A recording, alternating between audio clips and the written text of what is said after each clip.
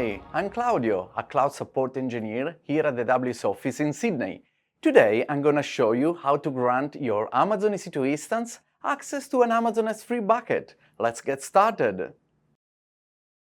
To grant an EC2 instance access to an S3 bucket, you must create an AWS IAM role with the required permission and attach it to the EC2 instance. First, open the AWS Management Console and then navigate to the IAM console. In the navigation pane, choose Roles and then Create Role.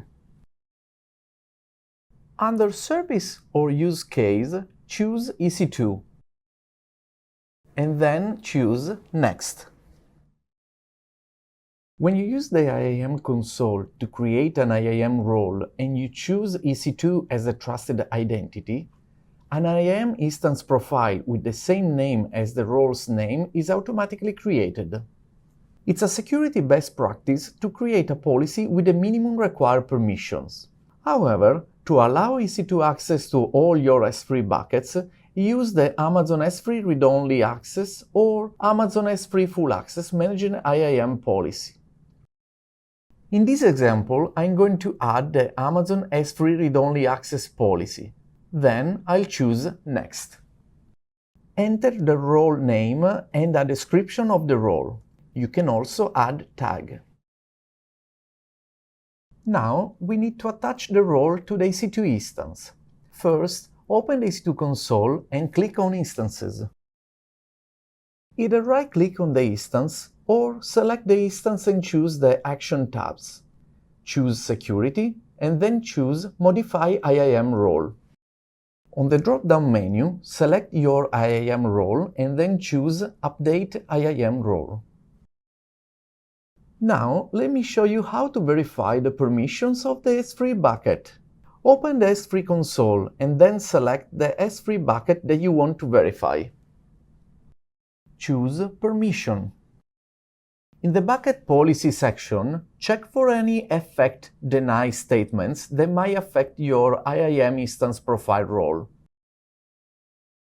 To remove deny statements from the policy, choose Edit. Before you verify the connectivity from the instance to the bucket, make sure that you have an instance with a public IP address and a route table entry with the default route to an Internet gateway, a private instance with a default route through a NAT gateway, a private instance with connectivity to Amazon S3 with a gateway VPC endpoint. Now, let's use the AWS Command Line Interface, or AWS CLI, to verify access to your bucket. To install or update the AWS CLI, see the Knowledge Center article linked in the video description. Run the following command. Replace the name of the S3 bucket with the name of your S3 bucket. If you attach an S3 gateway VPC endpoint to the EC2 instance, then check the VPC endpoint policy to verify that it allows the bucket and the actions. You can also check for restriction in the IAM policy that's attached to the IAM role or in the AWS Service Control Policies or SCP.